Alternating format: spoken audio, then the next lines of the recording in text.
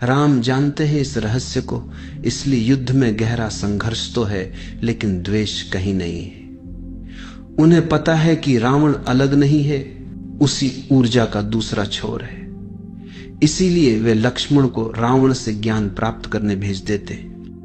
बड़ी कठिनाई पड़ेगी इस बात को स्वीकार करने में कि अच्छाई और बुराई अलग अलग चीजें नहीं है, बल्कि एक ही धारा के दो विस्तार हैं।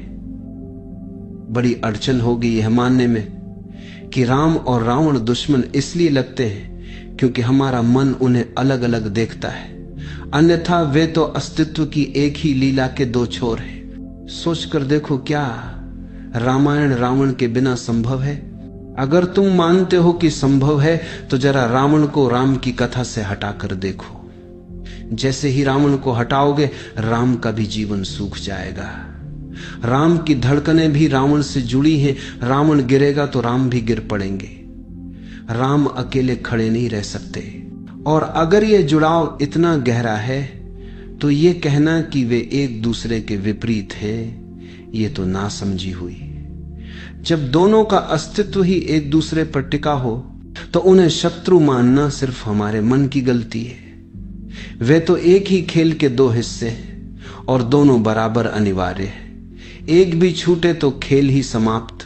लेकिन मन को यह बात कभी मंजूर नहीं होगी। मन तो हमेशा तोड़कर ही देखता है। वो कहेगा, कैसी अजीब बात कर रहे हो, राम और रावण कैसे एक हो सकते?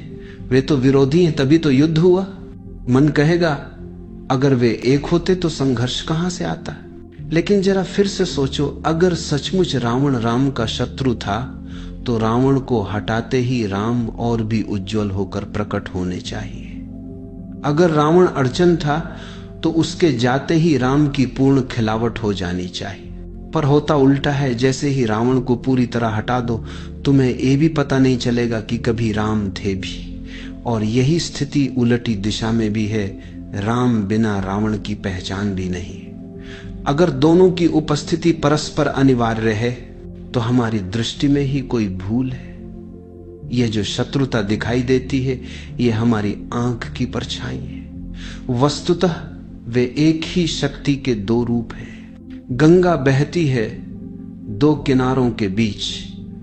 देखने वाले को लगता है दोनों किनारे अलग हैं, लेकिन एक किनारे को हटा दो और फिर गंगा को बहने दो, तुम पाओगे कि गंगा ही समाप्त हो जाएगी। वे किनारे प्रतिस्पर्धा में नहीं है, गंगा उनके बीच से ही जन्म लेती है।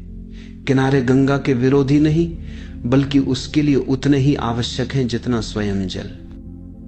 यह स्वीकार करना कठिन है क्योंकि हमारा मन हमेशा चीजों को काट कर देखना चाहता है। हमें सुविधा मिलती है कि राम को अच्छा मान ले, रावण को बुरा घोषित कर दे। गणित साफ हो जाता है, रावण छोड़ देने लायक है, राम पूजने लायक है। यही मन का खेल है। लेकिन जीवन इन सरल गणितों से नहीं चलता। जीवन सब हिसाब उलट देता है। राम जानते हैं इस रहस्य को, इसलिए युद्ध में गहरा संघर्ष तो है लेकिन द्वेष कहीं नहीं है। उन्हें पता है कि रावण अलग नहीं है, उसी ऊर्जा का दूसरा छोर है। इसीलिए वे लक्ष्मण को रावण से ज्ञान प्राप्त करने भेज देते। राम जानते हैं कि मेरा अनुभव तो एक तरफ का है, लेकिन रावण ने भी दूसरी तरफ से उतना ही गहरा अनुभव लिया है। लक्ष्मण को पूर्णता तभी मिलेगी जब वह दोनों छोरों को देख लेगा।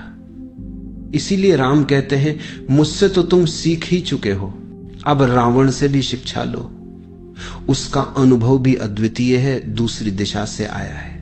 यदि तुम केवल मुझे जानोगे तो अधूरे रह जाओगे। मुझे और उसे दोनों को जानो, तभी अनुभव समृद्ध होगा, सघन होगा। जहां विरोध मिल जाते हैं वहीं अनुभव पूर्ण हो जाता है। लेकिन हमारा मन ऐसा है कि राम की पूजा करेगा और रावण को जला डालेगा। यही तो मन का स्वभाव है, एक को मित्र बनाना, दूसरे को शत्रु मान लेना। जन्म और मृत्यु को देखो, अगर बीच में मन न हो तो कोई विरोध नहीं, पर मन को हटाना कठिन है क्योंकि हमारे पास जानने का साधन ही मन है। और मन जैसे ही आता है जीवन को दो हिस्सों में काट देता है, एक तरफ जन्म, दूसरी तरफ मृत्यु। यही मन हर जगह काटता है, कहेगा यह आदमी अच्छा है वह बुरा है, जबकि सच्चाई यह है कि अच्छाई और बुराई भी एक ही स्रोत के विस्तार हैं। जब हम कहते हैं यह अच्छा और वह बुरा, तो हमने अस्तित्व को दो टुकड़ों में बांट दिया, जबकि वास्तविकता में वह एक ही ऊर्जा है, एक ही संपूर्णता है।